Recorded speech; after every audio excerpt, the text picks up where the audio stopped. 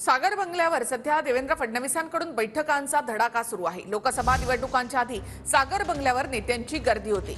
पुणे, अहमदनगर, परभणी, हिंगोली आणि सोलापूरच्या जागांसंदर्भात या बैठका होत आहेत। त्या ठिकाणचे नेते सध्या सागरवर येऊन देवेंद्र फडणवीसांना भेटतायत। सागर बंगल्यावर देवेंद्र फडणवीसांकडून बैठकांचा धडाका। पुणे लोकसभा मतदारसंघ, जगदीश मुळीक, दिलीप कांबळे सागरवर। मुळीक नाराज असल्याची चर्चा। अहमदनगर लोकसभा मतदारसंघ, विखे पाटील फडणवीसांच्या भेटीला लंकेश शरद पवार गटात गेल्याच्या पार्श्वभूमीवर भेट।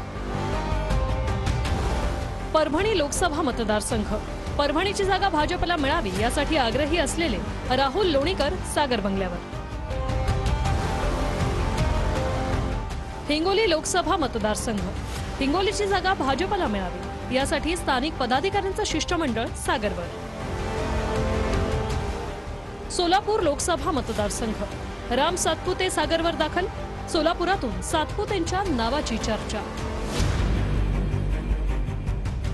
सिंधुदुर्ग रत्नागिरी लोकसभा मतदारसंघ, प्रमोद जठार आणि राजन तेली सागरवर। सिंधुदुर्ग जागेसाठी भाजप आग्रही। छत्रपती संभाजीनगर लोकसभा मतदारसंघ, केंद्रीय मंत्री भागवत कराड फडणवीसांच्या भेटीला। छत्रपती संभाजीनगरसाठी भाजप आग्रही।